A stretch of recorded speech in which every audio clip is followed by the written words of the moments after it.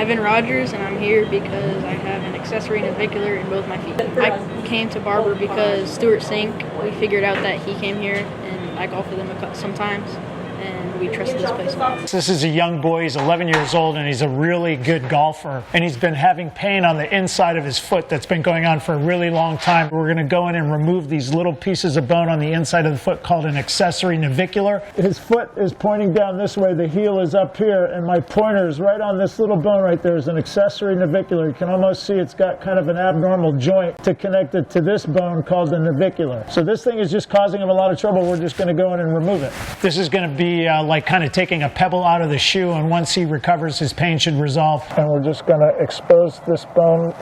So we're going to take a picture. My freer is kind of in between the real navicular and the accessory navicular. His actual navicular is a little prominent there, so since we're here, I'm going to trim that back just a little bit. I want to make sure that feels nice and smooth. Let's see what it looks like on x-ray. Compared to the initial one, the accessory navicular is missing. So that's gone, and now what's important is that it looks just like a navicular. It doesn't look like an abnormal, it just looks like a regular navicular, and that's what we want. We should be back on the golf course in the next 6 to 8 weeks, if not sooner.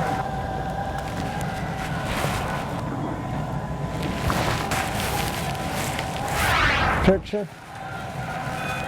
Okay, you can see that one not as well because it's hiding behind the calcaneus. Part of the attachment is on the bone, the navicular. We're just sort of shelling out this part of the bone on the inside of the tendon, and then when we repair the tendon at the end, it'll heal. Some people, the bones don't fuse, and they're left with like a little piece called an accessory navicular, which in most cases is not painful. It's just a difference. But in some people, it's painful. So in this boy, we take him out, and he'll do fine. You have no pain?